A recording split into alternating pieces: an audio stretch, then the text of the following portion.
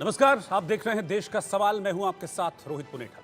बांग्लादेश में कट्टरपंथ अपनी जड़ों को मजबूत कर रहा है। कभी सॉफ्ट स्टेट रहा बांग्लादेश, बीते 10 दिनों में ही कट्टरपंथ की ओर तेजी से बढ़ा है। 10 दिनों के भीतर ही बांग्लादेश पर कट्टरपंथियों का कब्जा हो गया है, जिसका नतीजा हिंदुओं पर हमले के तौर पर भी हम देख रहे हैं कि लगातार सामने आ रहा है। अब एक तरफ तो बांग्लादेश में अंतरिम सरकार के मुखिया मोहम्मद यूनुस प्रधानमंत्री मोदी को फोन कर अल्पसंख्यकों और हिंदुओं के हितों की रक्षा की बात करते हैं, और दूसरी तरफ मोहम्मद यूनुस की नाक के नीचे कट्टरपंथी मौलाना देश को शरिया के हिसाब से चलाने की चेतावनी देते हैं। हिफाजत-ए-इस्लाम नाम के कट्टरपंथी संगठन ने अब बांग्लादेश में शरिया कानून लागू करने की मांग कर दी है। ये वही संगठन है जो हिंदुओं के मंदिरों पर हमलों में शामिल रहा, जो शेख हसीना के भारत दौरों का विरोध करता रहा।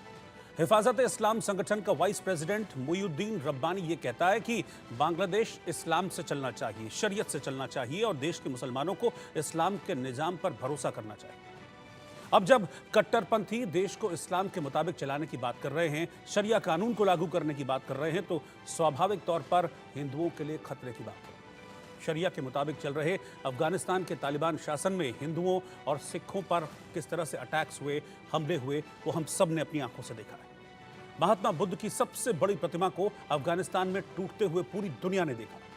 अब बांग्लादेश को भी पाकिस्तान की तरह इस्लामिक मुल्क घोषित कराने की बात हो रही है, मांग हो रही है। यानी कि जो हाल हिंदुओं का पाकिस्तान में हो रहा है, ठीक वैसा ही खतरा अब बांग्लादेश में रह रहे हिंदुओं पर भी मंडराने लगा है। मोयुद्दीन रब्बानी देश में बनी हर प्रतिमा और मूर्ति को तोड़ने की बात कर रहा है। यहां तक कि इस संगठन के विरोध के बाद बांग्लादेश के सुप्रीम कोर्ट परिसर में लगी ग्रीक देवी थेमिस की मूर्ति भी हटवा दी गई। ऐसे में हिंदू जो वहां रह रहे हैं, अल्पसंख्यक जो बांग्लादेश में रह रहे हैं, जो बौद्ध हैं, जो ईसाई हैं, उनका डर, उनकी दहशत लाजमी है। दूसरी तरफ बांग्लादेश के अंतरिम सरकार के चीफ मोहम्मद यूनुस ये कह रहे हैं कि उनके देश में अल्पसंख्यकों की रक्षा हम करेंगे। ये ठीक मुंह में राम बगल में छुरी वाली कहावत की तरह दिख रहा है।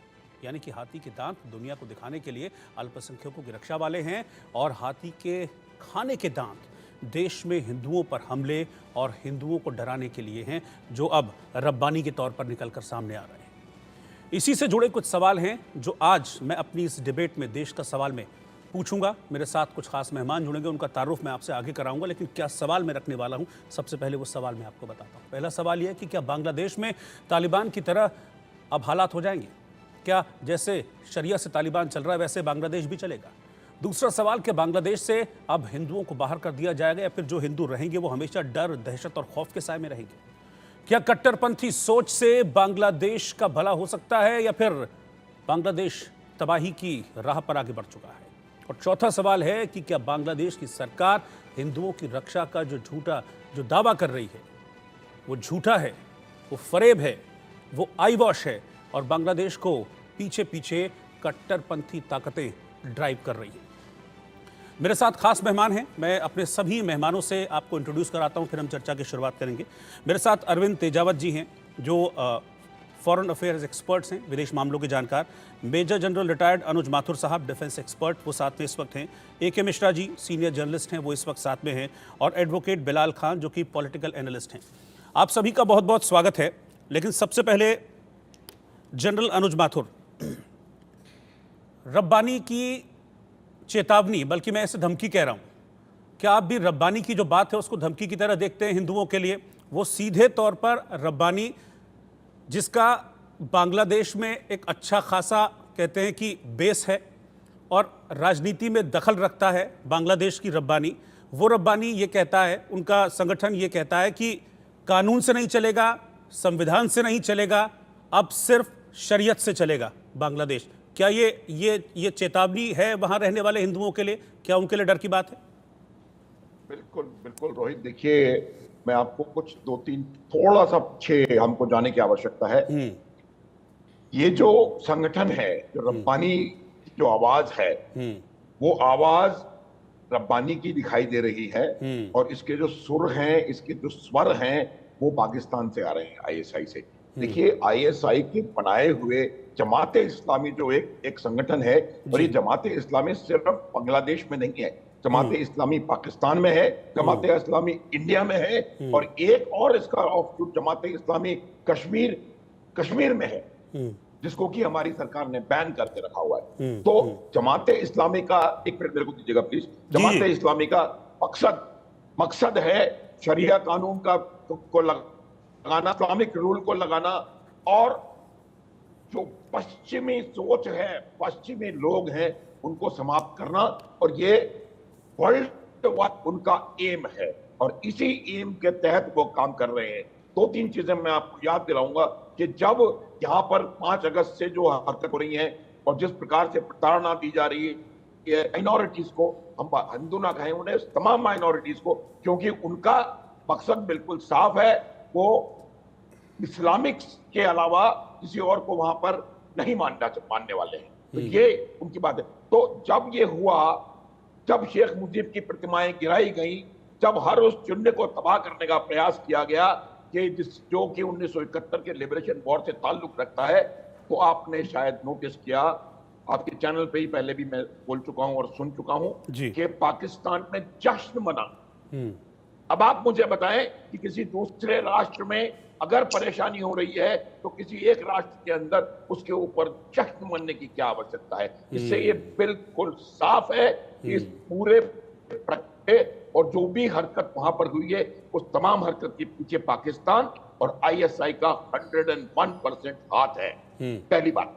दूसरी बात, बांग्लादेश में 1975 से लेकर के 2012 के बीच में 37 वर्षों में 29 कू हुए, और इन 29 के 29 कूज को अगर आप स्टडी करेंगे तो आप एक पैटर्न आपको नजर आएगा। चाहे कुछ सफल असफल, वो बात नहीं कर रहा, पैटर्न। और वही पैटर्न, उसकी आवाज सुनाई दिखाई दे रही थी। जो खालिदा के शुरू के 7-8 साल थे वो बहुत अच्छे निकले, उसके बाद सुबुगाहट आहट आनी शुरू हो गई थी, जिसको कि वो पहचानने से या तो पहचान नहीं पाई या कोई वजह रही होगी, कोई दबाव रहा होगा। तो जिस प्रकार से आप देखिए कि जो भाषा ये प्रयोग कर रहे हैं, इसमें 101% पाकिस्तान का हाथ है, और पाकिस्तान नहीं चाहता। और ये वही लोग हैं, देखिए जमात इस्लामी एक ऐसा संगठन था जो कि लिबरेशन वॉर के दौरान के लिए काम कर रहा था। वो बांग्लादेश के बनने के फेवर में कभी भी नहीं था। एक पब्लिक इंटरेस्ट लिटिगेशन लगा था सेक्युलरिज्म के बारे में, उसकी भी खिलाफत करी है। तो इनका एजेंडा बिल्कुल साफ है, रेडिकल इस्लाम को बांग्लादेश में लाना, शरिया कानून लागू करना, अगर मैं अंग्रेजी में कहूं तो एब्सोल्यूट तालिबानाइजेशन ऑफ बांग्लादेश, ये उनका मकसद है। यही मैंने अपनी डिबेट में सवाल भी रखा था कि क्या बांग्लादेश अब तालिबान की राह पर चल चुका है, जैसा कि अफगानिस्तान में तालिबान शासन कर रहा है? क्या वही अब बांग्लादेश का हाल भी होने वाला है अगर इन कट्टरपंथी ताकतों को नहीं रोका गया? माथुर साहब। हाँ बिल्कुल, मैं यही कह रहा था कि वो बांग्लादेश राह पर चल नहीं चुका है, बांग्लादेश को उस राह पर धकेला जा रहा है। और वो धकेलने का काम पाकिस्तान की आईएसआई और जमात इस्लामी और पाकिस्तान के कट्टरवादी लोग, आप देख लें जो भी हरकत हो रही है, जिस प्रकार से वो लोग हिंसा कर रहे हैं, उस हिंसा में शुरू से आखिर तक जिस प्रकार की हिंसा आईएसआई ट्रेंड लोग पूरे साउथ एशिया में जगह जगह पर करते हैं, उसकी पूरी यों स्टैंप लगी हुई है। तो ये आप मान लें, निश्चित रूप से इसको टोटल इस्लामाइज, रेडिकल इस्लाम और शरिया कानून के तरफ इसको ले जाया जा रहा है। बांग्लादेश बहुत कम ऐसे साउथ एशियन कंट्रीज में था, भारत के अलावा, जो प्रगति कर रहा था, इसके पास एक फ्लरिशिंग इकोनॉमी थी, उसका वर्ल्ड ट्रेड में एक बहुत बड़ा हिस्सा था। ये भी उनको बच्चे नहीं रहा, समझ में नहीं आ रहा है। तो आप ये देखिएगा, ये बहुत तेजी से, और अगर कोई रेडिकल कदम नहीं उठाया गया रोहित, ये बहुत जल्द पूरी तरह इसका मुझे लगता है तालिबानाइजेशन होएगा, और यहाँ वही रूल चलेगा जो आप आज अफगानिस्तान में देख रहे हैं। ठीक है अरविंद तेजावत साहब, 2 दिन में 2 चीजें होती हैं। मोहम्मद यूनुस कल बात करते हैं और कहते हैं, प्रधानमंत्री मोदी से बात करते हैं, भरोसा दिलाते हैं कि जो हिंदू, जो अल्पसंख्यक हमारे यहाँ रह रहे हैं, हम उनकी पूरी तरीके से रक्षा करेंगे। उसके वेरी नेक्स्ट रब्बानी की चेतावनी आ जाती है कि ये देश अब कानून संविधान से नहीं चलेगा, ये इस्लाम से चलेगा। रब्बानी का जो संगठन है हिफाजत इस्लाम, ये वही है जो हिंदुओं पर अटैक्स के पीछे, जो अल्पसंख्यकों पर अटैक्स के पीछे जिम्मेदार माना जा रहा है। इन दोनों चीज़ों को कैसे देख रहे हैं आप? ये दरअसल बहुत ही मुश्किल वक्त है। अगर हम देखा जाए तो यूनुस साहब का अगर इतिहास देखें तो एक वो वामपंथी रहे हैं, और वामपंथियों के बारे में ये प्रसिद्ध है कि वो धर्म इत्यादि को मानने वाले लोग नहीं होते हैं। पर यूनुस साहब अब जिन लोगों के कंधों पे बैठकर बांग्लादेश के प्रधानमंत्री बने हैं, उसमें कोई उम्मीद की कोई संभावना नहीं है। ऐसे में वो पपेट की तरह काम करेंगे, जैसे कि एक कठपुतली काम करती है कि ये है। अगर ठीक वैसा ही औरंगजेब का जो दौर था, औरंगजेब चाहे निजी जीवन में चाहे कैसा भी रहा हो या उसके पहले के जो शहंशाह कैसे भी रहे हो, पर औरंगजेब की ये मजबूरी थी कि जो इस्लाम के जो लोग थे, अगर उनका सपोर्ट चाहिए था तो उसको कट्टरपंथी बनना ही बनना था। मुझे लगता है कि यूनुस साहब की वही स्थिति होने वाली है। और अगर दोनों ही तरफ, भारत के दोनों तरफ पूर्वी और पश्चिमी सीमा में अगर कट्टरपंथी आके बैठ जाएंगे तो ये हमारे लिए कोई बहुत सुखद जगह चीज नहीं होगी। एक दूसरा ये है कि जो अरब वर्ल्ड का या जो इस्लामिक ब्रदरहुड का जो कॉन्सेप्ट है, वो भी हमसे बहुत ज्यादा दूर नहीं है, गल्फ में ही बैठे हुए हैं। तो ऐसे में अगर यह बहुत ज्यादा मजबूत होता है, आज की समय में अगर हम देखें तब तो वो इतना मजबूत नहीं है, पर अगर 40-50 साल बाद में वह मजबूत बन के आ जाएगा तो भारत के लिए वही स्थिति हो जाएगी जो इजराइल की है कि चारों तरफ से वह इस्लामिक राष्ट्रों से घिरा हुआ है और उसे अपने अस्तित्व को बचाने के लिए बहुत ही जद्दोजहद करनी पड़ रही है। तो ये सारी चीजें हैं जिसकी तरफ मुझे लग रहा है कि ध्यान देना होगा। पर भारत की सरकार किसी भी हालत में यह नहीं चाहेगी कि बांग्लादेश से हम मित्रता छोड़ दें, या हमारे जितने भी हमारा जो विदेश मंत्रालय है वो ये देख रहा है कि जो नई सरकार है उसके साथ तालमेल बिठाएं, उनके साथ थोड़ा सा सामंजस्य बिठाएं, कुछ ठीक करें ताकि स्थितियां ज्यादा खराब ना हो। पर मुझे लगता नहीं है कि स्थितियां खराब होने से बच पाएगी और यूनुस साहब या उनकी जो टीम है वो कुछ कर नहीं पाएगी विशेष। और रब्बानी जैसे लोग ही आगे आने वाले समय में महत्वपूर्ण भूमिका में आ जाएंगे। रोहित साहब, ठीक है। राजा मुनीब साहब भी हैं हमारे साथ इस पैनल में, इनको भी मैं इंट्रोड्यूस करा रहा हूँ। सीनियर जर्नलिस्ट हैं राजा मुनीब जी, आपका भी स्वागत है। आप ही से मैं सवाल ले लेता हूँ। सर, जो दिख रहा है अभी बांग्लादेश में वो ये दिख रहा है कि कट्टरपंथ की ओर जा रहा है। अभी तक जब तक शेख हसीना का शासन था, सेकुलर स्टेट के रूप में उसको देखते थे, कट्टरपंथ से दूरी थी। लेकिन अब जिस तरीके से रब्बानी जैसे नेताओं के बयान सामने आते हैं, धार्मिक नेताओं के, और वो ये कहते हैं, एक तरीके से धमकी देते हैं कि भाई हमारी सरकार आने दो, हमारे सरकार समर्थन से अगर सरकार बनती है तो फिर देखो हम ये फला फला फला करेंगे। तो आपको लग रहा है कि पीछे कोई ना कोई है, पीठ पर हाथ, जो रब्बानी इस तरह की बातें कर रहे हैं? क्योंकि एक बात क्लियर है, कट्टरपंथ से भला किसी का नहीं होता, चाहे वो कैसा भी हो। बिल्कुल रोहित जी, इसमें मुस्लिम ब्रदरहुड का सिग्नेचर है, ओपन सिग्नेचर है उनका जी। और अगर हम मुस्लिम ब्रदरहुड की बात करें तो उनका जो नेक्सस है विद द लेफ्ट, ग्लोबली हम देखते हैं कि लेफ्ट इस्लामिस्ट जो नेक्सस है, ये उसी का जो एक प्रदर्शन है, ये वही है। और बांग्लादेश का जहाँ तक अगर आप देखेंगे, पिछले 15 साल में भी शेख हसीना के अंदर एक कोशिश की गई थी कि उसको एक सेक्युलर जो नेचर है बांग्लादेश का, उसको मेंटेन किया जाए, बट अनफॉर्चुनेटली हो नहीं पाया। इवन उनके टाइम पर भी अगर हम देखें कि क्या हुआ कि कहीं कहीं पर लास्ट ईयर भी हमने देखा कि बांग्लादेश में माइनॉरिटीज के अगेंस्ट और स्पेशली हिंदूज के अगेंस्ट वायलेंस हुई थी, बट वो बात उतनी बाहर निकल कर आई नहीं। तो बांग्लादेश का जो एक इनहेरेंट नेचर है वो हमेशा से एक इस्लामिस्ट नेचर रहा है। ये ऐसा नहीं है कि अभी कुछ 5 साल में या 10 साल में चेंज हुआ है, इनका शुरू से एक इस्लामिस्ट नेचर इनका हमेशा से रहा है। और अब जो है, जो कट्टरपंथी हैं बांग्लादेश में, उनको ये लग रहा है कि वो अपनी सरकार में आएंगे तो बांग्लादेश का फ्यूचर तो अफगानिस्तान तो नहीं मैं कहूंगा, मगर ये मुझे पाकिस्तान की तरफ जाता हुआ दिख रहा है ज्यादा, क्योंकि इसमें एक वीक पॉलिटिकल गवर्नमेंट रहेगी। और जैसे पाकिस्तान में कट्टरपंथी ऑर्गेनाइजेशंस जो हैं वो अपना लोहा मनवाते हैं हर चीज पे माइनॉरिटीज के, चाहे फिर वो माइनॉरिटीज के अगेंस्ट हो या गवर्नमेंट में इंटरफेरेंस के अगेंस्ट हो, तो उसी टाइप से जैसे वहां पे टीएलपी है या बाकी जो ऑर्गेनाइज लश्कर-ए-तैयबा है या बाकी। तो फिर सर जब पाकिस्तान इस तरीके से कट्टरपंथियों के हाथ में पड़ के कमजोर हुआ तो हमने देखा कि वहां पर आतंकवाद ने अपना सिर उठाया था किस तरीके से, और फिर आतंकवाद को वहीं के कट्टरपंथियों का सपोर्ट भी मिला। अब हालांकि पाकिस्तान खुद को एक बेचारे की तरह दिखाता है कि देखो यार, हम तो आतंकवाद के शिकार हैं हम। कहीं ऐसा ही हाल तो नहीं हो जाएगा फिर बांग्लादेश का?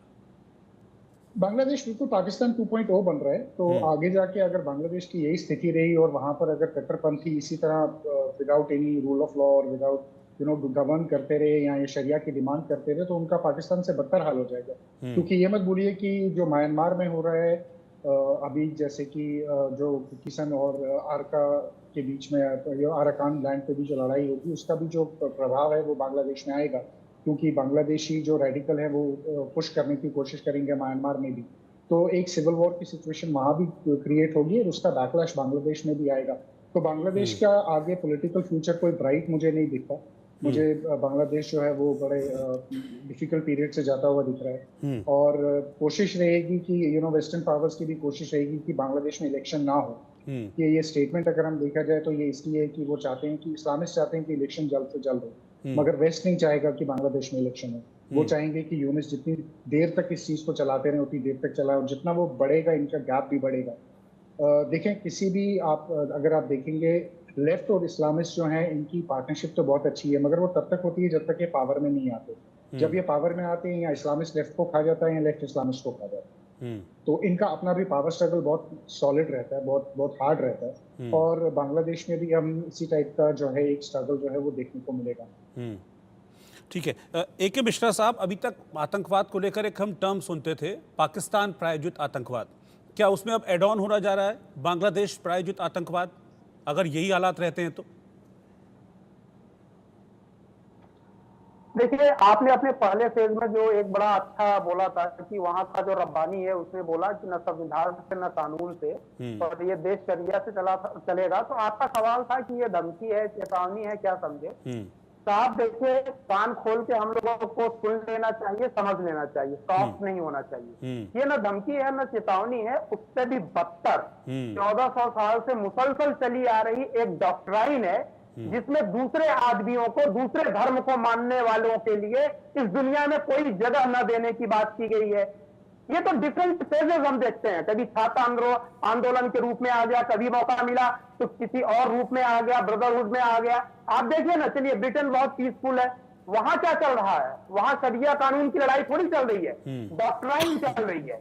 जब एक वाइड स्प्रेड डॉक्ट्राइन होती है एक मास के द्वारा, तो उनको जहां जब मौका मिलता है तो वो डॉक्ट्राइन फलने और फूलने लगती है। यही बांग्लादेश में हो रहा है। वो तो शेख हसीना थी तो वहां पे कुछ वो मतलब कमजोर करके इन लोगों को रखे थे, फ्लोरिश मौसम बढ़िया मिला, फिर से फ्लोरिश होने लगे। दूसरी इंपॉर्टेंट चीज मैं आपको और बता दूं, आपने बताया था कि पाकिस्तान में गुब्बारे छूटे थे, पटाखे छूटे थे। साहब वहां खुल के जश्न मनाया गया था, भारत में भी जश्न मनाया गया था और इसकी चर्चा हम लोग नहीं कर रहे हैं। यहाँ मूक सहमति थी, यहाँ मूक तरीके से जश्न मनाया गया था। और जो हाल बांग्लादेश में है वो भारत में डिफरेंट पॉकेट में है। और एक खास बात, रविंद्रनाथ टैगोर, उन्होंने बांग्लादेश का भी राष्ट्रगान लिखा है और भारत का भी। और बात अगर बांग्लादेश की होगी तो अपने बंगाल की होगी। दुर्भाग्य की बात कि जब जब बांग्लादेश ने रविंद्रनाथ टैगोर का संगीत या राष्ट्रगान छोड़ा है, ये हालत हुई है। अभी एक हमारे सीनियर थे ना, बता रहे थे 29 बार क्यों हुई है। कंडीशन वहां पे बहुत खराब होने वाली है, हमें अलर्ट रहना है। और वहां फैलेगी भुखमरी, जुम्मा 4 दिन नहीं, चलिए 6 महीने आप पकड़ लीजिए। मोदी इनसे बड़ा कट्टरपंथी था। एक इजराइल अकेला बैठा हुआ है, 72 देशों को पानी पिला रहा है। अगर इनकी डॉक्ट्राइन है तो डॉक्ट्राइन को कब्जे में, जिन्न को बोतल में बंद करके कैसे रखा जाता है वो भी आता है। भारत को आता है, इजराइल को आता है, स्वतंत्रता प्रेमियों को आता है, ऐसे देशवासियों को आता है जो कि बोलते हैं वसुधैव कुटुंबकम। घबराने की बात नहीं है, अलर्ट मूड पे रखना है। जैसे पाकिस्तान आटे के लिए तरस रहा है ना, ये इनको अगर आटा मिल भी जाएगा ना तो इनको पानी नहीं मिलेगा रोटी बनाने के लिए, आटा गूंथने के लिए। ये अपने आप घुटनों पे आएंगे। जैसे मौजू आया है, हमें उससे चिंता करने की जरूरत नहीं। जो भीतर बैठे हुए हैं ना, शरिया नाफिज करने वाले, जो पत्रकार है, नेता है। एक नेता इतना बेशर्म, वो संसद में शपथ लेने के दिन जय फिलिस्तीन बोलता है। उससे पूछने में क्या रिश्ता है तुम्हारा फिलिस्तीन का? तुम बांग्लादेश के हिंदुओं के बारे में अगर बात की जाए तो तुम बोलते नहीं जी हमें उनसे क्या मतलब है। और जय फिलिस्तीन से तुम्हारा क्या रिश्ता है? तुम्हारे नानी का घर है। तो ऐसे लोगों से हमें अलर्ट रहना है। मेरे हिसाब से बांग्लादेश हमारे लिए चुनौती नहीं है, उनको लड़ने दीजिए। वो जैसे आपस में ही लड़ करके अपने आप को कमजोर करते हैं ना, उनको 4-6 महीने करने दीजिए, वो फायदा हमें ही होगा। एक स्ट्रिक्ट विजिल हमें रखनी है। ठीक है, एडवोकेट बिलाल खान भी हैं मेरे साथ, पॉलिटिकल एनालिस्ट हैं। बिलाल भाई, ये बताइए कि मोहम्मद यूनुस जो कि फिलहाल तो ये पोर्ट्रे कर रहे हैं, दिखा रहे हैं कि हमें चिंता है, वो अभी पिछले दिनों 2-3 दिन पहले ढाकेश्वरी मंदिर भी गए, ये विश्वास भरने के लिए कि देखिए हम मंदिर जा रहे हैं वहाँ पर और हम हिंदुओं की रक्षा वहाँ पर करेंगे, जो अल्पसंख्यक हैं वहाँ पर उनकी रक्षा करेंगे। फिर कल वो पीएम मोदी को फ़ोन करते हैं। लेकिन क्या यही मोहम्मद यूनुस हिम्मत जज्बा दिखा पाएंगे लड़ने का इस कट्टरपंथी सोच रब्बानी जैसे लोगों के खिलाफ?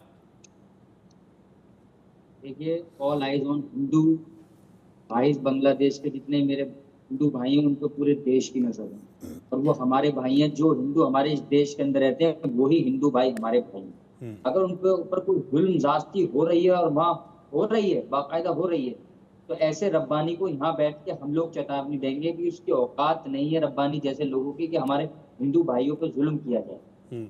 लेकिन जो साजिश कर रहा है, अमेरिका साजिश कर रहा है, चाइना, पाकिस्तान, ये तीनों कंट्री मिलकर किस तरीके से जिस देश में चाहती है उसमें सरकार गिराने की साजिश करती है, तो हमें खिलाफ भी बोलना पड़ेगा। लेकिन आज हम ये कहेंगे कि हमारे बांग्लादेश के जो हिंदू भाई हैं वो बहादुर हैं, अपने लिए लड़ाई लड़ रहे हैं। वहां आंदोलन इतना बड़ा खड़ा कर दिया गया है कि यूनिस जैसे जो वहां के प्रधानमंत्री बने हैं उनकी चुल हिलाने का काम कर दिया है। ये बहादुर देश का, हमारे भारत का भी हिंदू है और बांग्लादेश का भी हिंदू है। पूरी दुनिया में जहां जहां हिंदू है वो बहादुर कहलाया जाएगा जिस तरीके से अपनी लड़ाई लड़ रहे हैं।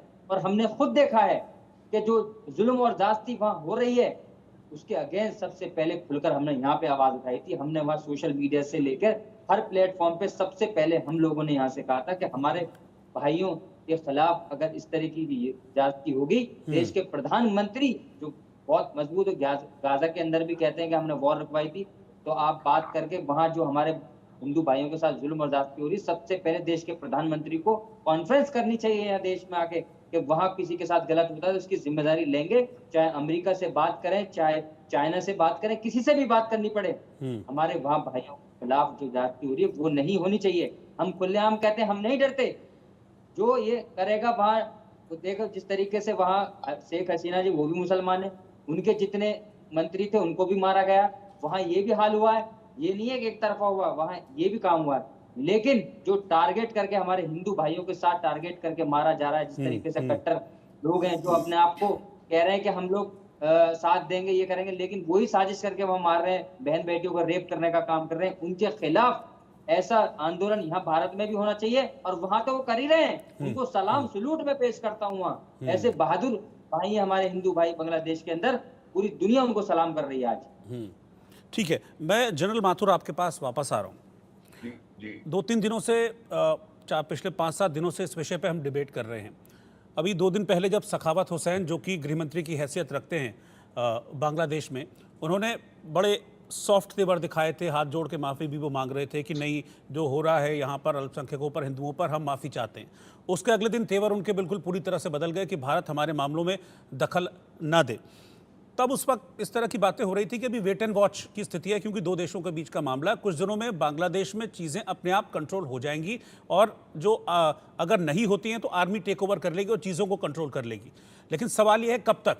अब तो एक एक दिन मुझे लग रहा है कि हम यहाँ बैठे हैं, लेकिन वहाँ जो लोग झेल रहे होंगे उनके लिए एक एक दिन के एक एक पल काटना भारी पड़ रहा होगा।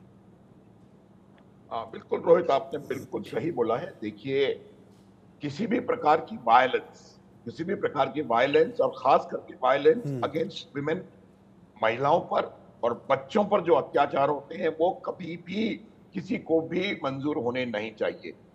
हमें यह आवश्यकता पड़ेगी। आप देखिए, वहां के लोगों को जब तक समझ में नहीं आएगा कि जो हो रहा है वहां पे वो बांग्लादेश के लिए घातक है, वो वहां के लोगों के लिए घातक है। और जैसे अभी थोड़ी देर पहले कोई बता रहे थे कि जब तक वो अल्पसंख्यकों के खिलाफ है तब तक साथ है, जैसे ही उनके अपने इंटरेस्ट आपस में क्लैश करेंगे तो वो एक दूसरे से लड़ेंगे। तो ये बात वहां की आवाम को समझनी पड़ेगी कि ये जो हो रहा है आज किसी के साथ, कल उनके साथ हो सकता है, पहली बात। दूसरी बात यह है कि सखावत हुसैन जो हैं उनकी क्या अहमियत है और वो क्या पोजीशन बांग्लादेश की उसमें रखते हैं, उससे कोई अंतर नहीं पड़ता।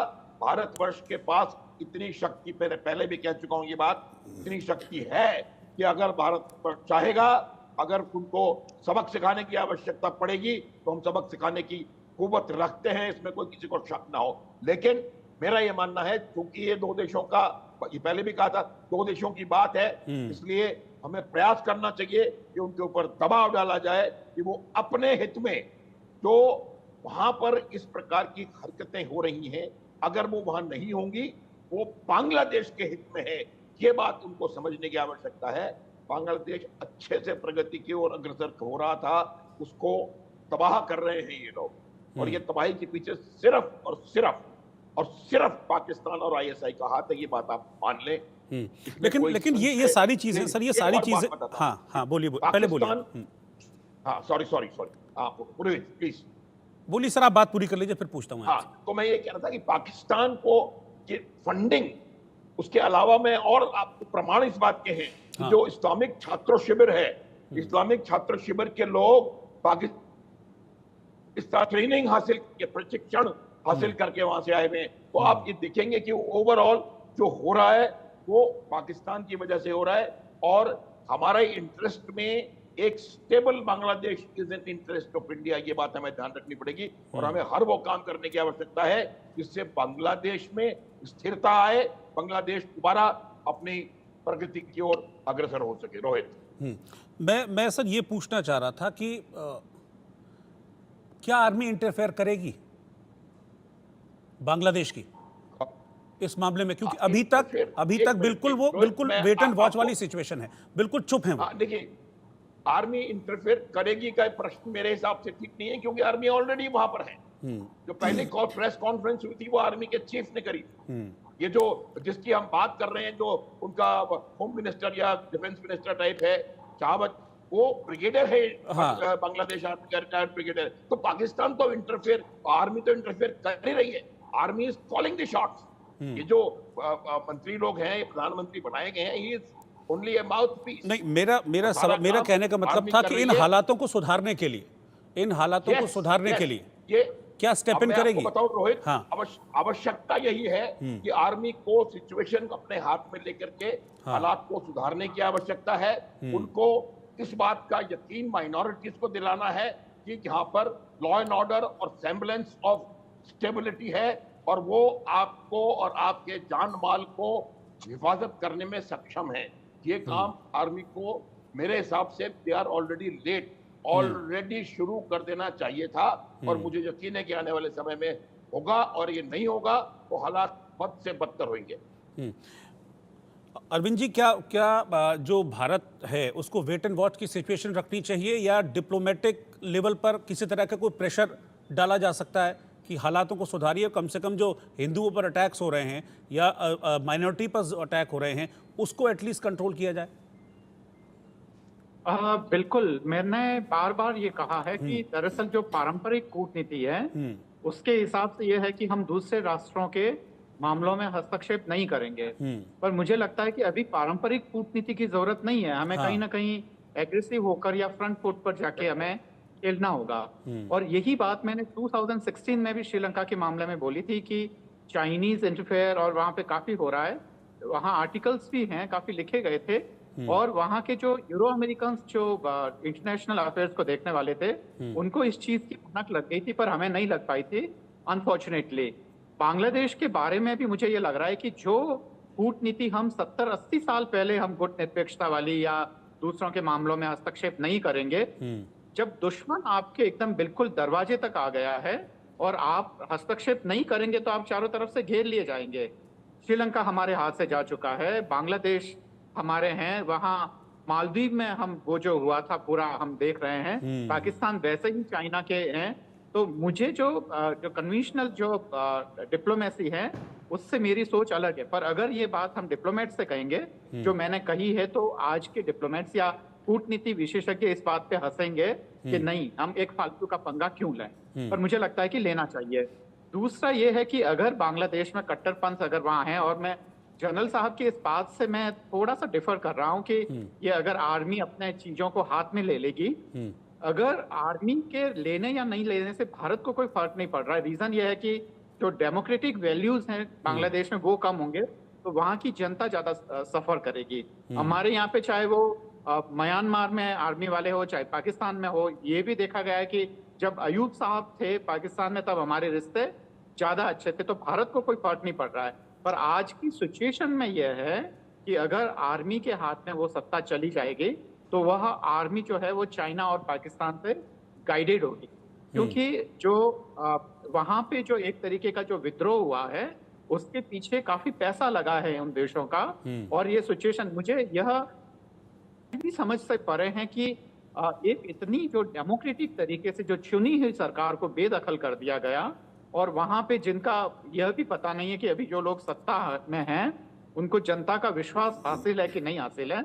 और अंतर्राष्ट्रीय स्तर पर हम देख रहे हैं कि कितनी धीमी प्रतिक्रिया हुई है। और ये वो देश कर रहे हैं जो कि अमेरिका अपने आप को डेमोक्रेसी का जो कहता है कि वो सबसे बड़ा नेता है, उसकी तरफ से भी आप देखिए यूरोपियन जो कंट्रीज है वो नहीं कर रहे हैं। और इसका मेन रीजन ये है कि जब शेख हसीना थी, बेगम शेख हसीना, तो उस समय उन यूरो अमेरिकन को वहां पे एंट्री नहीं मिली थी। तो यह सारी चीजें हैं और उनके आपसे इंटरेस्ट अभी यूरो अमेरिकन के आपसे इंटरेस्ट चाइना से कहीं ना कहीं जुड़ रहे हैं। तो मुझे लग रहा है कि हमें एक लंबी नीति तय करनी होगी। आगे आने वाले 20 से 30 साल का हमारे पास क्या खाका होगा वो देखना पड़ेगा। और हमें दरअसल डिप्लोमेसी की जो हमारे यहाँ पे जो जितनी भी जो रिसर्च एजेंसीज हैं उनको स्ट्रांग बनाना होगा, क्योंकि हमारे पास ऐसा सेटअप नहीं है जैसा कि चाइना के पास है। चाइना जो इंटरनेशनल अफेयर्स या उसकी डिप्लोमेसी में उसके पास एक बहुत ही शानदार लोगों की टीम है। तो मुझे लगता है कि आगे अगर हम 20-30 साल का कोई प्लान लेके चलेंगे तो मुझे लगता है कि यह बहुत ही भारत के लिए अच्छा होगा और भारत एक मजबूत राष्ट्र के रूप में उभरेगा। ठीक है रोहित साहब। जी जी राजा मुनीब साहब, मैं ये जो इंटरिम सरकार है अभी बांग्लादेश में, ये इंटरिम सरकार अगर लंबी चलती है, लंबी रहती है इंटरिम सरकार, तो खतरा बना रहेगा। ऐसे में क्या बहुत इंपॉर्टेंट ये है कि चुनाव बांग्लादेश में हो जाए तो शायद चीजें कुछ सुधरती भी दिखे। देखिए, चुनाव अगर बांग्लादेश में होता है तो वहां पर अगर आप देखेंगे पावर में बीएनपी और इस्लामिस्ट ही आएंगे, तो चीजें सुधरेंगी नहीं, बिगड़ेंगी। बट दो चीजें मैं करेक्ट करना चाहता हूँ, दो बातों पर मैं बोलना चाहता हूँ। हाँ। एक विषय ये है कि बांग्लादेश में जो कू है वो कम्प्लीटली अमेरिकन सिग्नेचर है, उसमें चाइना का कोई हैंड नहीं है, ठीक है। और इसमें चाइना और अमेरिका मिलकर कुछ नहीं कर रहे हैं, they basically are competing against each other यहाँ पर। एंड अमेरिका का reason for Bangladesh is to counter China on Taiwan. तो पहले हमको समझना पड़ेगा कि अमेरिकन कर क्या रहे हैं। दूसरी चीज ये है कि जो आपने सवाल किया, देखें प्रॉब्लम ये है कि वेस्ट, मैंने पहले भी कहा कि वेस्ट नहीं चाहेगा कि वो इलेक्शंस हो वहाँ पर, क्योंकि वेस्ट के लिए यूनिस जो है वो उनका बहुत खास आदमी है, basically is a puppet of Americans, and उन्होंने इसको इंस्टॉल किया है। तीसरी चीज है कि अभी भी जो सरकार है ये बेसिकली अंडर बांग्लादेश आर्मी है, बांग्लादेश आर्मी के अंडर ये इंटरिम गवर्नमेंट बनाई गई है। और एक बड़ी इंपॉर्टेंट पॉइंट है जो जो हमने बात नहीं की जिसपे, वो ये है कि जो आपने सवाल किया कि क्या आर्मी को स्टेप इन करना चाहिए। अगर आप देखेंगे कि बांग्लादेश गवर्नमेंट ने ऑलरेडी यूएन से रिक्वेस्ट किया है कि यूएन की टीम भेजी जाए जो वहां पर डेमोक्रेटिक वैल्यूज को अपहोल्ड करेगी और वहां पर स्टडी करेगी कि ह्यूमन राइट्स को कैसे मेंटेन करना है। तो ये सीधे सिग्नेचर आपको ले जाते हैं वेस्ट की तरफ। इसका मतलब ये भी है कि अगर बांग्लादेश आर्मी और बांग्लादेश गवर्नमेंट इनकेपेबल है आज की डेट में वहां पर ह्यूमन राइट्स को प्रोटेक्ट करने के लिए, और वो यूएन से अब दरखास्त कर रहे हैं कि आप लोग आके अपनी स्पेशल टीम भेजिए जो यहाँ पर स्टडी करेगी और बताएगी कि कैसे ह्यूमन राइट्स को मेंटेन किया जाए। तो ये बहुत इंपॉर्टेंट चीज है और एक बहुत इंपॉर्टेंट डिस्टिंक्शन है। ये तो ये भी रीजन हो सकता है ना, क्योंकि यूएन ने भी इस चीज को एक्नॉलेज किया था कि जो बांग्लादेश के 52 डिस्ट्रिक्ट ऐसे हैं जहां पर हिंदुओं की हालत ठीक नहीं है। देखिए, यूएन का मतलब सीधा है, आप हिस्ट्री उठा के देख लीजिए, जहां पर यूएन इंटरवेंशन है वहां American boot on the ground follow करता है। तो अमेरिका की जो स्ट्रेटेजी है, जो वो चाहते हैं बांग्लादेश में कि वो अपना एक बेस बनाए और अपने बूट्स ऑन द ग्राउंड लाए, right, to counter China and to counter India. UN उसका पहला स्टेप है। तो यूएन की टीम का आने का मतलब ही ये है कि अमेरिकन जो है वो फुल फ्लेश्ड पूरी तरीके से इस चीज को बैकअप कर रहे हैं। और इस चीज में उनका जो कंट्रोल है वो मैक्सिमम बांग्लादेश आर्मी और बांग्लादेश गवर्नमेंट पे भी है, क्योंकि यूनिस को भी अगर लाया गया और रब्बानी को इसीलिए गवर्नमेंट में लाया गया कि कहीं पर पावर इक्विलिब्रियम जो है वो रखा जाए, ये ना हो कि जो इस्लामिस्ट पार्टीज है बांग्लादेश में वो नाराज हो जाएं, इसलिए उसको गवर्नमेंट में रखा गया है। बट मुझे नहीं लगता कि बांग्लादेश में, देखिए bye constitution of Bangladesh 90 days में इलेक्शन करवाना है, राइट। 90 डेज के बाद ये सरकार जो है ये अनकॉन्स्टिट्यूशनल होगी। बट जो ग्राउंड के हालात बनते हुए बांग्लादेश में दिख रहे हैं, मुझे नहीं लगता कि ये 90 डेज में बांग्लादेश में 90 दिन में इलेक्शन होगा। मुझे लगता है कि सरकार जो है ये कंटिन्यू करेगी, एमएस जो है ये कंटिन्यू करेगा। ठीक है तेजावत साहब, क्योंकि अमेरिका का नाम बार बार आ रहा, तो मैं एक चीज़ तेजावत साहब आपसे पूछना चाह रहा हूँ कि शेख हसीना ने भी कहा था कि सेंट मार्टिन की वजह से अमेरिका ने इस तरह के हालात पैदा किए कि आज बांग्लादेश में ये हालत हुई, मुझे बांग्लादेश छोड़ के भागना पड़ा, मुझे प्रधानमंत्री पद से इस्तीफा देना पड़ा। अमेरिका के क्या फायदा है? अमेरिका दरअसल जैसे डियोगो गार्सिया में उसने पहले ही अपना एजेंडा बना रखा है। अगर वो सेंट मार्टिन में आ जाता तो वहां से वो चाइना, इंडिया और पूरा ये जो रीजन है, साउथ एशियन रीजन है, उसमें अपनी पकड़ है वो काफी मजबूत बना लेता, जो भारत के लिए किसी भी तरीके से मुफीद नहीं होता। देखिए श्रीलंका जब वहां पे चाइनीज इंटरफेरेंस हो रहा था तो वो अपना स्पाई शिप भेज रहा था और उसके जरिए वो बहुत ऊपर से हमारे जो परमाणु संयंत्र है उनके पिक्चर्स वगैरह जो पॉसिबिलिटीज थी वो हो रहा था। तो इससे भारत की रक्षा को तो खतरा ही था, क्योंकि अगर मान लो हमें भविष्य में ये लगा कि रशिया और जो चाइना के साथ मित्रता से हमें फायदा है, क्योंकि हम खाली क्वेट के ही मेंबर नहीं है, हम एससीओ के भी मेंबर हैं, तो भारत अब अमेरिकन वो उस गाइडेंस में नहीं चलेगा। अगर उसे लगेगा कि रूस के साथ और चीन के साथ उसे फायदा हो रहा है तो वो उनके साथ जा सकता है। तो ऐसे में अमेरिका यहाँ पे अपनी पूरा उपस्थिति बना के वह आगे आने वाले 2-3 डिकेड्स के लिए अपनी प्लानिंग कर रहा था। तो जब भारत को यह इस चीज का एहसास हुआ तो संभव है कि उन्होंने जो बिहाइंड द कर्टन या ट्रैक टू डिप्लोमेसी या जो एक तरीके से जो गुप्त जो रीति है उसके जरिए बांग्लादेश सरकार को ये कन्विंस किया होगा कि देखिए ऐसा मत करिए, इससे हम सबके लिए खतरा है। और शेख हसीना के जाने के बाद में हमारा ये जो पूरा नॉर्थ ईस्टर्न जो रीजन है उससे कनेक्टिविटी के प्रोजेक्ट्स का क्या होगा यह समझ में नहीं आ रहा है। और मुझे ये लग रहा है कि हो सकता है कि अडानी साहब भी बांग्लादेश से बहुत जल्दी रुखसत कर लिए जाए।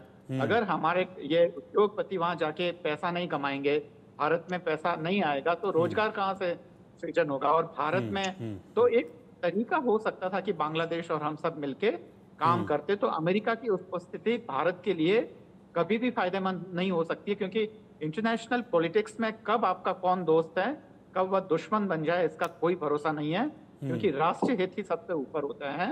तो ऐसे में अभी जो चीज है हम 20 या 25 साल बाद में प्रेडिक्ट नहीं कर सकते हैं रोहित साहब। ठीक है मिश्रा साहब, बांग्लादेश में जिस तरह के हालात हैं, जिस तरह की बात रब्बानी कर रहे हैं, बिल्कुल रेडिकल इस्लाम की, कट्टरपंथ की वो बात कर रहे हैं, जबकि ऐसा नहीं है। बांग्लादेश की सभी लोग मतलब कट्टरपंथ को वहाँ पर लाइक करते हो, पसंद करते हो। 15 साल एक माहौल रहा जिसमें एक फ्री कल्चर वहाँ पर मिला। अब बिल्कुल रेडिकल इस्लाम की बात रब्बानी वहाँ पर करते हैं। क्या बांग्लादेश के लोग इसको एक्सेप्ट करेंगे? मैं कट्टरपंथियों की बात नहीं कर रहा हूँ। फिर टकराव वाली स्थिति पैदा होगी और ज़्यादा।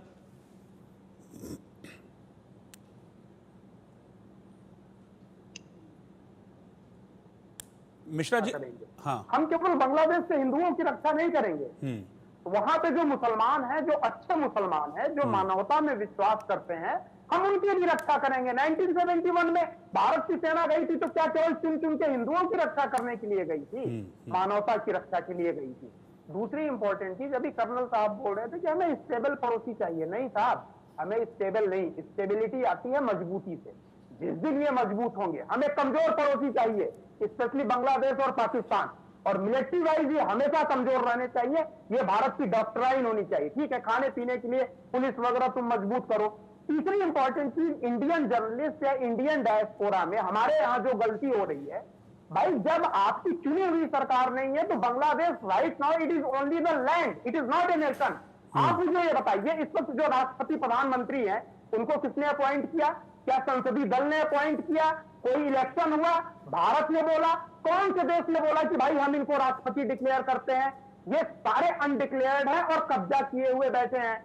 तो बांग्लादेश इस वक्त एक नेशन नहीं है, संविधान है नहीं। एक नेशन की डिफिनीशन होती है, उसका संविधान होता है, गवर्नमेंट होती है जो इलेक्टेड होती है, इलेक्शन के थ्रू होती है, सुप्रीम कोर्ट होता है, कुछ भी तो नहीं है वहां पे। आप मुझे बताइए ना, नेशन की डिफिनीशन में जितनी चीजें आती हैं आज की डेट में बांग्लादेश में कुछ भी नहीं है। तो Bangladesh it is nearly a land piece on this globe. तो हम बुद्धिजीवियों को ये बोलना चाहिए कि बांग्लादेश अभी स्टेटलेस टाइप की कंडीशन है, इनको राष्ट्रपति वगैरह मानिए ही मत। हम लोगों को, दुनिया के कई देशों को ये मुहिम चलानी चाहिए ये राष्ट्रपति नहीं है। किसने डिक्लेयर किया इनको राष्ट्रपति? भाई ये क्वेश्चन तो पूछना चाहिए। सेना का कोई मतलब नहीं, वो पाकिस्तान के इशारे पे नाच रही है कि अमेरिका के इशारे पे नाच रही है। तो जो क्लियर पिक्चर है दुनिया को देखिए, जब हम साइलेंटली मान लेते हैं ना, ये वामपंथी जो होते हैं ना, ये बड़े होशियार होते हैं, इनको जो है अच्छे से जवाब देना चाहिए। किसी ने डिक्लेयर किया ही नहीं, न चुनाव का एक आदमी हवाई जहाज से आया बोला मैं राष्ट्रपति हूं। हद हो गई। किसी नेशन में राष्ट्रपति और प्रधानमंत्री ऐसा होता है क्या कि कोई सड़क से निकला झंडा लेके बोला मैं यहाँ का प्रधानमंत्री हूं, मैं यहाँ का होम मिनिस्टर हूं? एक प्रोसेस होता है, या globally accepted majority of the country जिसको एक्सेप्ट कर ले, वो भी नहीं हो रहा है। तो बांग्लादेश की कंडीशन बहुत खराब है। और भारत को ये देखिए, शरिया का जो जिन्न है ना, इसको उतारने के लिए अलग से मंत्र होता है, याद रखिए। इजराइल के पास ये मंत्र है, ये नॉर्मल पूजा पाठ करने से मनाने से ये नहीं आता है, नहीं जाता है, भागता नहीं है। तो जो स्पेशल मंत्र होता है शरीयत के जिन्न को बोतल में काबू करने के लिए, भगाने के लिए भारत को अलर्ट रहना चाहिए। केवल डिप्लोमेसी नहीं। हमारे एक मित्र बोल रहे थे, अरे व्हाट द फनी डिप्लोमेसी 70 साल से कौन से मुस्लिम ऐसे आतंकवादी देश के साथ डिप्लोमेसी कामयाब हुई है? वहां कामयाब केवल ताकत हुई है, चाहे कोई भी कामयाब हुआ हो। अफगानिस्तान में देखिए, ताकत से क्या मतलब है? मतलब मिश्रा साहब, ताकत से क्या मतलब है आपका? अगर हम ताकत का मतलब ये है, जैसे अफगानिस्तान का एग्जाम्पल है, अमेरिका और वहां पे जो आतंकवादी थे लड़ रहे थे, जो मजबूत पड़ा वो उनका निजाम, उनके सिद्धांत वहां लागू हो गए। तो ये डिप्लोमेसी वगैरह छोड़ दीजिए। डिप्लोमेसी मतलब आपका कहने का क्या मतलब है कि सेना भेज दें यहाँ से वहां पे? ताकत का तो ये मतलब बैठता है फिर? नहीं, सेना भेजने की भी अभी जरूरत नहीं है। लेकिन इस तरीके की चीजें होती हैं कि जैसे आपकी आर्थिक ताकत है, अब सप्लाई शायद बंद होगी, मुझे आई एम नॉट कंफर्म, ऐसे सिचुएशन में सप्लाई नहीं होती है। आप आर्थिक ताकत वो करिए, डिप्लोमेसी के ही भरोसे हो जाना। आप कोर्ट ऑपरेशन होते रहते हैं, मैं आपको बताता हूं, जो डिक्लेयर नहीं होते हैं। ताकत का प्रयोग खुल के भी होता है और छुपे तौर से भी होता है। अगर अमेरिका का हाथ सब बता रहे हैं तो अमेरिका ने अपनी ताकत छुपे तौर पे प्रयोग की है ना बांग्लादेश में। तो इस तरीके से कई तरीके की ताकतों का प्रयोग, इकोनॉमिक ताकत हो गया, पॉलिटिकल ताकत हो गया, मिलिट्री ताकत हो गया, वहां की पब्लिक का ताकत होता है। मतलब आप प्रेशर टैक्टिक्स कह रहे हैं? आप कह रहे हैं कि प्रेशराइज करना चाहिए, प्रेशर टैक्टिक्स। हर तरीके की ग्राउंड जीरो पे प्रेशर टैक्टिक्स होनी चाहिए। डिप्लोमेसी चलती रहेगी, यूएनए में भाषणबाजी चलती रहेगी, ट्वीट चलता रहेगा, not to worry for that. Bilal साहब, आप क्या कहना चाह रहे हैं? बोलिए। देखिए, मैं ये कहना चाहूंगा कि जिस तरीके से शेख हसीना जी के कैबिनेट मिनिस्टर, उनके एमपीज, उनके नेता, 50 लोगों की उनकी भी हत्या हुई है, वो भी मुसलमान थे। ऐसा नहीं है कि हिंदुओं को भी मारा जा रहा है, ये भी एक सच्चाई है वाकई। जो उनके लोग, ये तो बात आ ही रही है, ये तो बात मैंने यही कहा ना, कि मैंने आप यही बोला कि कट्टरपंथ किसी के लिए भी अच्छा नहीं है। जो वहां रह रहे हैं, जो अल्पसंख्यक हैं, उनके लिए तो है ही नहीं, लेकिन बांग्लादेश के लिए भी अच्छा नहीं है। ये चीज बाद में समझ में आएगी, फिर चीजें हाथ से निकल जाएंगी। वहाँ के खुद के लोग जो सताए हुए हैं, चाहे वो दूसरी पार्टी से ताल्लुक रखते हैं, तो वहाँ के वासी ना। अब हमारा ये कहना है कि जिस तरीके से हमारे देश में मजबूत सरकार बैठी हुई है, और हमने खुद पाकिस्तान के 2 टुकड़े कर बांग्लादेश बनाया था, तो अभी भी हमारे पास ऐसी पावर है, जैसे प्रेशर पॉलिटिक्स की बात आपने की है, उसको भी चाहे देश के प्रधानमंत्री, होम मिनिस्टर यहाँ से कुछ ऐसा आदेश देंगे या फिर आज से कॉन्फ्रेंस के जरिए, बात के जरिए पहुंचाया जाए, तो वो भी एक बड़ा मैसेज आएगा। क्योंकि स्टेप तो वहाँ की आर्मी को, वहाँ जो मौजूदा सरकार है उसको लेना पड़ेगा। लेकिन प्रेशर पॉलिटिक्स से इतना वो हो जाता है, फॉरेन पॉलिसीज के लेकर, चाहे यूएस में बात हो या चाइना से बात, किसी ऐसी तरीके से बात की जाए कि वहाँ जो जुल्म और ज्यादती हो रही है वो रुक जाए। क्योंकि हमें वहाँ के लोगों की चिंता है, चाहे वो हिंदू हो, मुसलमान हो, कोई सी भी कम्युनिटी से ताल्लुक रखने वाले। लेकिन जो विजुअल्स आ रहे हैं, वहाँ लगातार वहाँ घटना हो रही है, रेप हो रहे हैं, वहाँ से वीडियोज आ रही है, वहाँ हमारा दिल बैठा जा रहा है देख के। और वहाँ ऐसी ऐसी घटना हो रही है कि मतलब अभी तो चलो है, लेकिन आगे जाके और अगर दिक्कतें आ गई और ज्यादा बहुत बड़ा वहाँ हादसे और ये होते हैं, तो वहाँ कहीं ना कहीं हमारी भी जो मजबूत सरकार है, उनको भी कहीं ना कहीं स्टेप लेना पड़ेगा। एक बहुत अच्छी तरीके से स्टेप लेना पड़ेगा, जिसमें ये क्लियर किया जाए कि वहाँ के लोगों की हमारे लिए अहम है, चाहे वो हिंदू भाई हो या मुसलमान हो, कोई भी हो। क्योंकि हमने वहाँ की प्रधानमंत्री को अपने देश के अंदर जो है पनाह दी थी, जब कोई नहीं दे रहा था तो यहाँ लैंड कराया गया था। तो ये भी एक मजबूती है हमारे देश के लिए। ऐसा नहीं है कि हमारा देश बहुत इनको प्रेशर नहीं कर सकते, या फिर बांग्लादेश इतनी बड़ी कंट्री हो गई कि हमसे नहीं डरेंगे अगर हम चाहें, क्योंकि इस वक्त हम पावरफुल हैं। हमारी कंट्री जो है, जो हमारी फॉरेन पॉलिसीज हैं, जो हमारे नेता हैं, जो हमारी देश में सरकार है, मजबूत सरकार है। वो हमारी बात अलग है कि हम अपनी देश के अंदर राजनीति करते हैं, कुछ मुद्दों को लेकर अलग अलग रहते हैं, लेकिन जो हमारे देश अब भारत, उसमें चाहे इंडिया अलायंस हो, चाहे बीजेपी की सरकार हो, हमारी भारत की गवर्नमेंट है, वो मजबूत सरकार है, वो अच्छा स्टेप ले सकती है और अच्छे तरीके से अब बात अपनी रख सकती है। चाहे वहाँ के प्रधानमंत्री से बात हो रही हो, देश के प्रधानमंत्री की, उन्होंने भी, जाहिर बात है ऐसी बात होंगी जो बाहर नहीं आई की गई होंगी कि वहाँ जुल्म रास्ते नहीं होनी चाहिए, और ये होना भी चाहिए, जरूरी है, क्योंकि अपने वहाँ के देश के लोगों को सुरक्षित भी रखना है। और हमारे भाई को, चाहे हिंदू हो मुसलमान, हैं तो हमारे ही भाई, कोई अलग नहीं है। तो ये एक बहुत अच्छा मैसेज जाना चाहिए हमारे भारत देश से, चाहे हमारी भारत के लोगों की तरफ से भी प्रोटेस्ट भी हुए यहाँ पर भी, बहुत सारे लोगों को, जो वैसे लोग हैं हमारे सेकुलर भारत के लोग, उन्होंने भी प्रोटेस्ट किए, हमने भी प्रोटेस्ट किए। तो ये होना चाहिए, जहाँ भी जुल्म रास्ते हुई वहाँ हमारा भारत देश इतना मजबूत है कि अपनी बात रख सकता है। ठीक है, इनको भी इंटरफेयर करना चाहिए, मैं तो ये कहूँगा। जनरल साहब, भारत भी ये कभी नहीं चाहेगा कि लंबे वक्त तक बांग्लादेश में अस्थिरता बनी रहे। एक स्टेबल पड़ोसी की तो हमको भी जरूरत है। बिल्कुल बिल्कुल, मैं यही बता रहा था, और मैं मिश्रा जी को भी इस बात पे एक बार पुनः विचार करने के लिए कहूंगा। देखिए, स्टेबिलिटी का अर्थ ये होता है, जैसे भूटान एक बहुत स्टेबल कंट्री है, हमारे लिए बेहतर है। इसका अर्थ ये नहीं है कि भूटान भारत से ज्यादा शक्तिशाली मिलिटरीली है या इकोनॉमिकली है। मेरा कहने का तात्पर्य ये है कि यदि बांग्लादेश में इसी प्रकार से अराजकता चलती रही, और बांग्लादेश जैसे बड़े देश में, बहुत बड़ा देश कहूंगा, उसकी जनसंख्या आप देखिए, ऐसे बड़े देश में अगर पूरी तरह से लॉलेसनेस हो गई तो उसका डायरेक्ट असर हमारे ऊपर पड़ने वाला है। इसका असर पड़ेगा खास तौर पे उत्तर पूर्वी इलाके में, इसका असर पड़ेगा असम, त्रिपुरा, मेघालय, मिजोरम, मणिपुर में, जहां सीमाएं मिलती ये हैं। बात हमें देखने की आवश्यकता है कि कोई भी आपका पड़ोसी देश हो, उस पड़ोसी देश में एक स्टेबिलिटी, पॉलिटिकल स्टेबिलिटी होनी चाहिए, सोशल स्टेबिलिटी होनी चाहिए, इकोनॉमिक स्टेबिलिटी होनी चाहिए। हमारे अब ये पीछे मेरे नक्शा लगा रखा है मैंने, उस पर सब जगह लाल ही लाल है, क्योंकि इन तमाम जगहों पर स्टेबिलिटी नहीं है, और इसकी वजह से भारत वर्ष में लगातार परेशानियां हो रही हैं।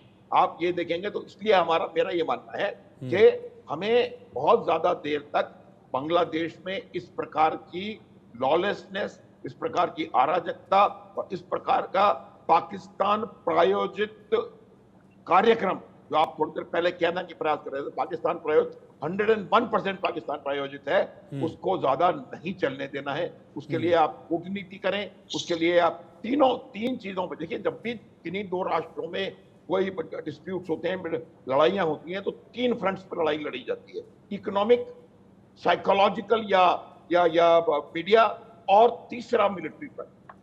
मिलिट्री फ्रंट पे बांग्लादेश हमारे खिलाफ, वो भी जानते हैं कुछ नहीं है वो, भूगोल आप नहीं भुला सकते, चारों तरफ से भारत से घिरा हुआ है बांग्लादेश, चारों तरफ से, एक भी जगह उसके लिए खाली नहीं है। 4100 किलोमीटर का हमारे साथ बॉर्डर उसका शेयर करते हैं, तो वो भारत से दुश्मनी करके बांग्लादेश को ही मालूम है तो कहीं नहीं जा सकते। तो मेरा ये अभी भी मानना है कि वहां पर स्टेबिलिटी आनी चाहिए, वहां पर लॉलेसनेस खत्म होनी चाहिए, और ये जो एक्सट्रीमिस्ट एलिमेंट्स हैं, इनको एलिमिनेट करने की आवश्यकता है। और आप इकोनॉमिकली उन पे दबाव डालें, साइकोलॉजिकली मीडिया के थ्रू उनके ऊपर दबाव डालें, और फिर अगर आवश्यकता पड़ती है तो हम हैं। बिल्कुल। और तेजावत साहब, ये स्टेबिलिटी इसलिए भी ज़रूरी है कि अभी तो देखिए पाकिस्तान अस्थिर है, आतंकी मुल्क पाकिस्तान है, उससे हम अपने बॉर्डर्स को बचा रहे हैं, है ना। कहीं ऐसी सेम सिचुएशन बांग्लादेश में भी आ गई, कट्टरपंथी और आतंकवादी ताकतों के हाथ में बांग्लादेश चला गया, तो पता चला जो बाकी बॉर्डर है फिर वहाँ पे भी एक अलग मोर्चा खुल गया, एक अलग जंग हम वहाँ पर लड़ रहे हैं। इसलिए भी स्टेबिलिटी बहुत ज़्यादा ज़रूरी है बांग्लादेश में। देखिए रोहित साहब, आपको शायद पता नहीं होगा कि भारत की जो सबसे लंबी सीमा है वो बांग्लादेश से मिलती है। इतनी लंबी कि वो पाकिस्तान की भी नहीं है, ना वो चीन की है, सबसे ज्यादा लंबी है। अब मान लो हम भावुकता में आके कहें कि वहां कमजोर होना चाहिए हमारे पड़ोसी, तो अगर कमजोर होगा, वहां अराजकता हो जाएगी, तो हम बात किससे करेंगे नॉर्थ ईस्ट रीजन में जाने के लिए? है ना। मैं जनरल साहब की ही बात को मैं आगे बढ़ा रहा हूँ। अगर वहाँ अनस्टेबिलिटी होगी तो आप इतने बड़े बॉर्डर को कैसे आप सिक्योर करेंगे। तो ये कहना कि कमजोर होना चाहिए या डिप्लोमेसी कुछ काम नहीं करती है, ये तो मुझे लगता है कि अति भावुकता है। रियलिटी ये है कि अगर बांग्लादेश में कोई स्थिर सरकार होगी और स्थिर सरकार में भी कोई समझदार सरकार होगी तो भारत के लिए वो ज्यादा मुफीद है, क्योंकि हम आगे विकास का एक साझा प्लान बना सकते हैं। भारत के बहुत सारे वहां पे जहां कुछ हो ही नहीं है, अराजकता है, गरीबी है, भूखमरी है, वहां पे अडानी साहब जाके करेंगे क्या। वो किंतु अपनी बिजली बेचेंगे। बिजली बेचने के लिए भी तो लोग कम से कम ऐसे होने चाहिए ना जो खरीद लें और अपने कुछ प्रोडक्ट चलाए, वहां कारखाने चले। तो यह है कि एक स्थिर बांग्लादेश ही भारत के हित में है। मैं बिल्कुल चंद्र साहब की बात से एकदम पूर्णतया सहमत हूँ। तो भावुकता को दूर रखकर अभी मैंने रोहित साहब पहले भी बोला है कि हमें आगे का प्लान बनाना है। ऐसा नहीं कि आज बांग्लादेश में अलग सरकार आ गई, मालदीव में हमारे कोई जो मुफीद लोग हैं वो नहीं है। ये सब अचानक से हम तैयार नहीं हो सकते हैं। जब कोई परेशानी आने पे हमें आगे आने वाले 2-3 दशकों का एक रोड मैप बनाना होगा, और तभी मुझे लगता है कि भारत इस पूरे साउथ एशियन रीजन में एक बहुत ही अच्छा प्रगति कर पाएगा। भारत को एक बड़े भाई की तरह, बिग ब्रदर की तरह इन सबको करना चाहिए और एक बहुत ही सही तरीके से प्लान करना चाहिए रोहित साहब, जो मेरा व्यक्तिगत रूप से मानना है। ठीक है राजा मुनीफ साहब, मुझे एक चीज़ जाननी है कि क्या ऐसा है बांग्लादेश में, ठीक है अभी थोड़ा अराजकता के हालात हैं, सरकार वहाँ पर गई है लेकिन इंटरिम गवर्नमेंट बन गई है, आर्मी वहाँ पर पूरी तरीके से अभी स्टेबल है, तो ऐसी क्या चीज़ है जो इंटरिम गवर्नमेंट प्लस आर्मी को रोक रही है इन हालातों को काबू करने से, या वो इतने कमजोर हैं कि वो कर ही नहीं सकते? देखें, बेसिकली उनकी सबसे पहली कोशिश ये है कि जितना भी अवामी लीग का सपोर्ट है बांग्लादेश में उसको खत्म कर दिया। ना अवामी लीग का सपोर्ट बेस अगर आप देखोगे कौन थे, या तो वो सेकुलर मुसलमान था या फिर माइनॉरिटीज के लोग जो थे वो सारे, राइट। तो अगर इनको तो इसीलिए तो माइनॉरिटीज को टारगेट नहीं किया जा रहा है। एब्सोल्युटली, इसीलिए माइनॉरिटीज को टारगेट कर रहे हैं क्योंकि ये चाहते हैं कि वहां पर अब जो कंसोलिडेशन हो वो इस्लामिस्ट लेफ्ट जो कबाल है उसका हो। उसके लिए और दूसरा, अभी शेख हसीना जो है वो इंडिया में है, तो ये माइनॉरिटी को कोशिश करेंगे कि उनको एक ब्लैकमेल टूल बनाया जाए कि शेख हसीना जी को एक्स्ट्राडाइट करो बांग्लादेश में, और उसके लिए भी माइनॉरिटीज पे ये ठीक है तो प्रेशर बना रहे हैं। सो ये अपनी प्रेशर टैक्टिक गेम खेल रहे हैं। और जैसे कि हमने देखा है कि एक्सट्रीमिस्ट माइंडसेट हमेशा से बांग्लादेश में रहा है कि वो माइनॉरिटीज से इकोनॉमिकली उन पे वायलेंस करता आ रहा है, बहुत टाइम से वायलेंस करता आ रहा है। पिछले 20-25 साल से बहुत ज्यादा इकोनॉमिक वायलेंस हमने बांग्लादेश में देखी। तो ये उसी चीज को आगे ले जा रहे हैं कि ताकि माइनॉरिटीज की जो पॉलिटिकल वॉइस है उसको बिल्कुल खत्म कर दिया जाए। यही असल बात है। ताकि ये जो है ये फिर अपना जो है वहां पर अपनी सरकार अपनी मनमर्जी से चले। ठीक है, आप सभी का बहुत बहुत शुक्रिया, इतने वक्त था मेरे पास साथ जुड़ने के लिए, आप सभी का बहुत बहुत शुक्रिया। देश का सवाल में आज के लिए इतना ही। बाकी की खबरों के लिए आप लगातार बने रहिए इंडिया न्यूज़ के साथ।